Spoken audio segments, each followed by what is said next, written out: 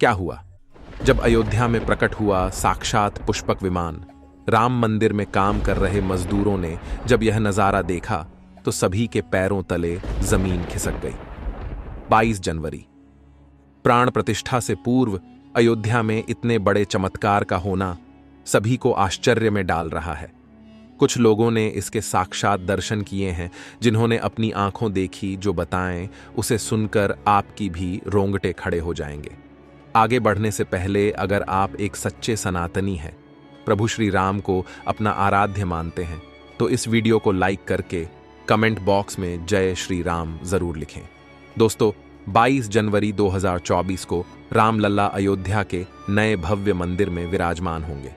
इस शुभ कार्यक्रम के लिए पूरे देश में निमंत्रण बांटा जा रहा है। शहर से लेकर गांव तक घर घर अक्षत वितरण में बच्चों से लेकर बड़े तक सहयोग कर रहे हैं। यहां तक कि महिलाएं भी घर घर जाकर अक्षत और श्री राम की अयोध्या की फोटो वितरण कर रही हैं। अयोध्या में राम मंदिर में भगवान रामलल्ला की प्राण प्रतिष्ठा कार्यक्रम की तैयारियां तेजी से की जा रही हैं। इस कार्यक्रम को बेहद भव्य बनाने के लिए कोई कसर नहीं छोड़ी जा रही है। इस बीच राम मंदिर निर्माण का कार्य भी तेजी से किया जा रहा है। मंदिर निर्माण में जो लक्ष्य लिया गया था, उसमें लगभग 80% कार्य हो चुका है। 70 खंभों पर मूर्तिकारी का काम चल रहा है। पिछले दिनों त्योहार की वजह से ये धीमा पड़ गया था, लेकिन अब वो भी तेज गति से पूरा हो जाएगा। निर्माण कार्य जल्द से जल्द पूरा करने के लिए सभी मजदूर रात दिन मेहनत कर रहे हैं। लेकिन 10 जनवरी की रात कुछ ऐसा चमत्कार हुआ जिसे देखकर सभी मजदूरों के होश उड़ गए। जब रात्रि के समय सब मजदूर अपना काम निपटाकर तंबू में सो रहे थे, उसी समय अचानक से उन्हें वहां कुछ हलचल महसूस हुई। सुरेश नाम के एक मजदूर ने जब तंबू से बाहर झांक कर देखा तो उसे राम मंदिर के परिसर कुछ अजीब सी पीली चमकती हुई चीज दिखाई दी। उसने अपने साथियों को जगाना चाहा, लेकिन कोई भी उसके साथ नहीं आया। जब हिम्मत करके सुरेश जब राम मंदिर परिसर में पहुंचा तो वहां का नजारा बहुत चौंकाने वाला था, क्योंकि वहां पर उसे एक बहुत ही दिव्य चमत्कारिक विमान दिखाई दिया, जिसका आकार मोर के समान था, जो दिखने में काफी सुंदर और तेज से परिपूर्ण था, जो कि राम मंदिर परिसर में पिछले क्षेत्र में उतर रहा था।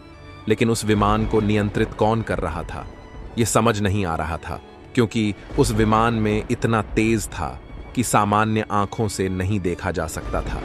लेकिन समझ में कुछ ऐसा आ रहा था मानो स्वयं साक्षात भगवान राम पुष्पक विमान के माध्यम से अयोध्या में उतर रहे हों।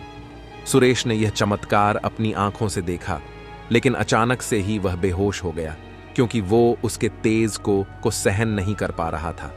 सुरेश जब सुबह उठा तो वो उसी स्थान पर मौजूद था और उसके साथ ही मंदिर निर्माण कार्य पूरा करने के लिए जा रहे थे। उसने सभी को रोककर रात्रि की सच्चाई बताई, लेकिन सभी उसकी हंसी उड़ा रहे थे।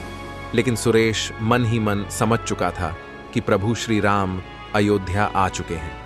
यह उसके लिए सौभाग्य था कि उसे इतना सुंदर दृश्य देखने को मिला, जहां शायद उसने साक्षात पुष्पक विमान के दर्शन किए थे, यानी कि प्राण प्रतिष्ठा से पहले अयोध्या प्रकट हुआ साक्षात पुष्पक विमान। दोस्तों, देश के अलग अलग हिस्सों में कई बार अजीब सी आकृति के विमान देखे गए हैं, जिनका संबंध कई बार तो एलियन के साथ जोड़कर भी देखा जाता है। यानी कि अयोध्या में उस रात्रि को मोर की आकृति का विमान देखना वास्तव में प्रभु श्री राम का ही कोई संदेश हो सकता है। लेकिन क्या यह विमान सचमुच में पुष्पक विमान है? इसकी आखिर क्या गारंटी है? इसे समझने के लिए हमें पुष्पक विमान के रहस्य को अच्छे से जानना पड़ेगा। आगे हमारे YouTube चैनल महादेव मिरेकल पर आपको पुष्पक विमान का रहस्य बताएंगे, जिसे समझकर आपको यकीन होगा कि अयोध्या में पुष्पक विमान का प्रकट होना कलयुग का सबसे बड़ा चमत्कार है। रामायण पुष्पक विमान का जिक्र है, जो पहले कुबेर के पास था। इसके बाद रावण ने उसे अपने सौतेले भाई कुबेर से लंका समेत बलपूर्वक हथिया लिया था। फिर रावण इसी के जरिए कहीं भी आता जाता था। रावण को हराने के बाद ये विमान श्री राम के पास आ गया।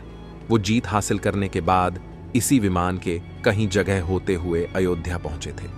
रावण ने इसी के जरिए पंचवटी आश्रम से सीता का हरण किया था और उन्हें उस पर बिठाकर लंका ले गया था। कहा जाता है कि पुष्पक विमान आज के विमान की तरह था। पुष्पक विमान के जरिए रावण हवाई मार्ग से सफर किया करता था। रावण को मौत के घाट उतारने के बाद उसी विमान के जरिए प्रभु श्री राम, माता सीता और लक्ष्मण लंका से अयोध्या लौटे थे। रामायण में जिस तरह से पुष्पक विमान का जिक्र मिलता है, उससे तो यही लगता है कि ये आज के हवाई जहाज की तरह था, लेकिन तकनीक के मामले में मॉडर्न एरोप्लेन से कहीं आगे था। रामायण के सुंदरकांड के 7वें अध्याय में पुष्पक विमान के बारे में जानकारी मिलती है। पुष्पक विमान की आकृति मोर की तरह थी। ये अग्नि और वायु ऊर्जा से उड़ान भरता था। इसकी तकनीक इतनी उत्कृष्ट थी कि इसका आकार छोटा और बड़ा किया जा सकता था। कहा जाता है कि रावण अपनी पूरी सेना को साथ लेकर इस विमान से उड़ान भर सकता था। पुष्पक विमान अपने चालक की इच्छा के अनुसार गति पकड़ता था। ये मन की गति से उड़ान भर सकता था। विमान में बैठने के लिए कई आसन बने थे। पौराणिक कथाओं के मुताबिक युद्ध के बाद भगवान श्री राम ने विमान का पूजन कर ये दिव्य विमान वापस कुबेर को सौंप दिया। कुबेर ने पुष्पक विमान को भेंट स्वरूप प्रभु श्री राम को दे दिया, जिसके बाद इसी पुष्पक विमान से प्रभु श्री राम, माता सीता और लक्ष्मण अयोध्या पहुंचे।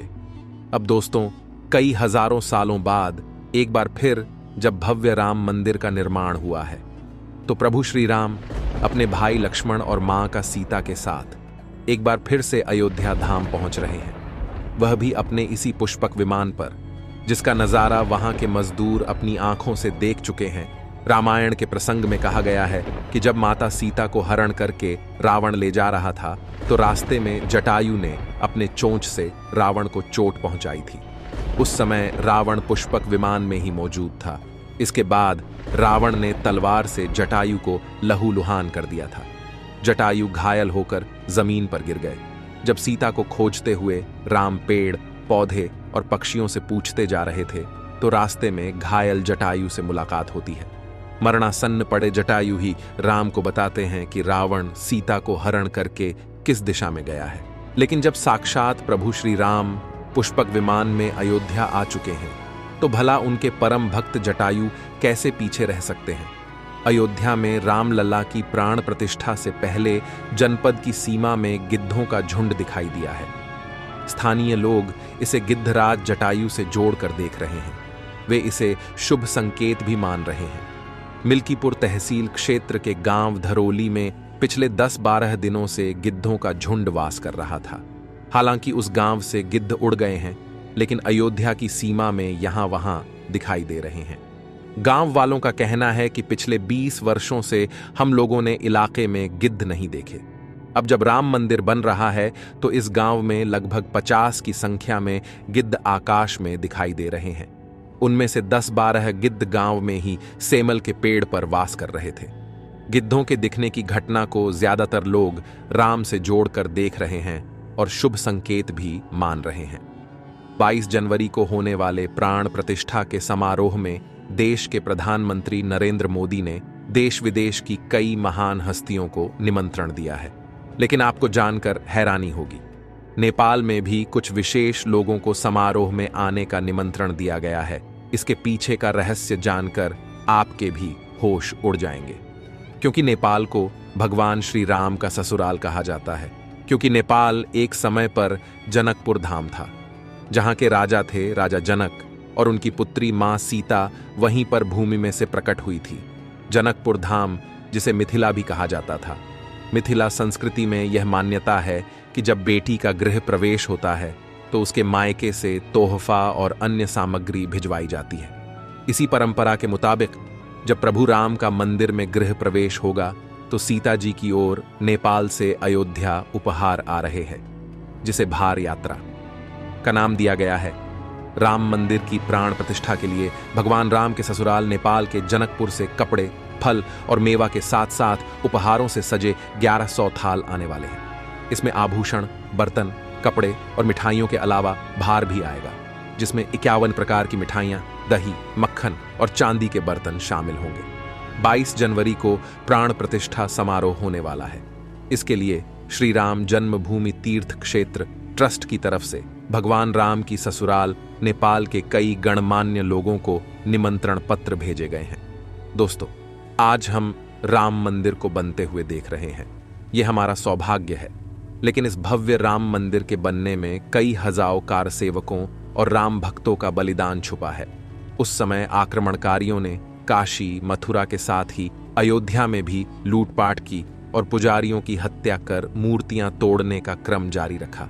लेकिन 14वीं सदी तक वे अयोध्या में राम मंदिर को तोड़ने में सफल नहीं हो पाए, क्योंकि हर बार राम मंदिर और अयोध्या की रक्षा करने के लिए आसपास के राजा मदद भेज देते थे।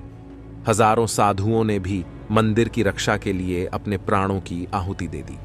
विभिन्न आक्रमणों को झेलते हुए श्री राम की जन्मभूमि पर बना भव्य मंदिर 14वीं शताब्दी तक बचा रहा।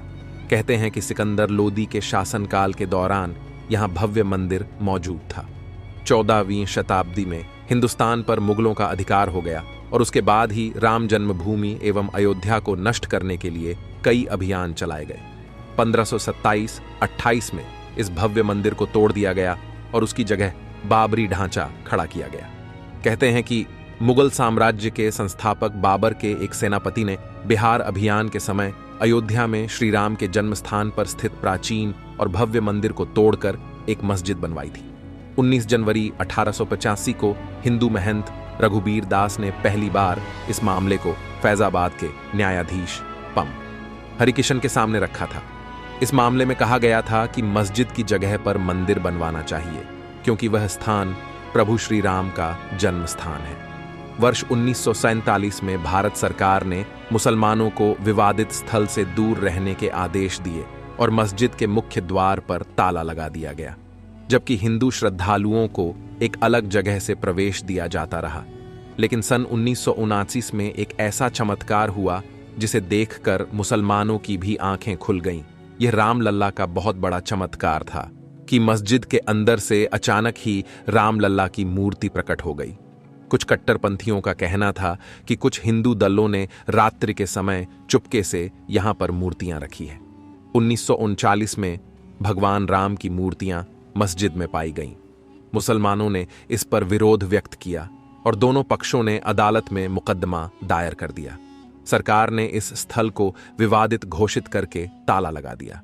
30 अक्टूबर 1990 को हजारों राम भक्तों ने मुख्यमंत्री मुलायम सिंह यादव द्वारा खड़ी की गईं अनेक बाधाओं को पार कर अयोध्या में प्रवेश किया और विवादित ढांचे के ऊपर भगवा ध्वज फहरा दिया। लेकिन 2 नवंबर 1990 को मुलायम सिंह यादव ने कार सेवकों पर गोली चलाने का आदेश दिया, जिसमें सैकड़ों राम भक्तों ने अपने जीवन की आहुतियां दी। सरयू तट राम भक्तों की लाशों से भर गया था। इस नृशंस हत्याकांड के बाद अप्रैल 1991 को उत्तर प्रदेश के तत्कालीन मुख्यमंत्री मुलायम सिंह यादव को इस्तीफा देना पड़ा। उस समय कोठारी बंधुओं के बलिदान की चर्चा खूब रही। दिसंबर 1992 को जब विवादित ढांचा गिराया गया, उस समय राज्य में कल्याण सिंह की सरकार थी। उस दिन सुबह करीब 10:30 बजे हजारों लाखों की संख्या में कार सेवक पहुंचने लगे। दोपहर में 12 बजे के करीब कार सेवकों का एक बड़ा जत्था मस्जिद की दीवार पर चढ़ने लगता है। लाखों की भीड़दाश को संभालना सभी के लिए मुश्किल हो गया। दोपहर के 3:40 पर पहला गुंबद भीड़ ने तोड़ दिया और फिर 5 बजने में जब 5 मिनट का वक्त बाकी था, तब तक पूरे का पूरा विवादित ढांचा जमींदोज हो चुका था। भीड़ ने उसी जगह पूजा अर्चना की और रामशिला की स्थापना कर दी। मुख्यमंत्री कल्याण सिंह का साफ आदेश था कि कार सेवकों पर गोली नहीं चलेगी। इस महान कल्याण सिंह जी को हम शाश्वत प्रणाम करते हैं। दोस्तों, राम मंदिर को बनता हुआ देखना सौभाग्य है, लेकिन जब भी हम इसके पीछे हजारों हिंदुओं का बलिदान देखते हैं तो हमारी आंखें नम हो जाती हैं। इस पूरी वीडियो को देखने के बाद आक्रमणकारियों के लिए आपकी क्या विचार है, इसे कमेंट बॉक्स में जरूर बताइएगा। हमारे महान शहीदों के लिए आपकी श्रद्धांजलि नीचे कमेंट बॉक्स में जरूर दीजिएगा। कोई भी बात अच्छी लगी हो तो लाइक जरूर करें और हमेशा ऐसे सत्य चमत्कारी घटनाएं देखने के लिए हमारे चैनल को सब्सक्राइब करके आप बेल आइकन को प्रेस कर लें। अभी के लिए आप सभी दर्शकों को हर हर महादेव।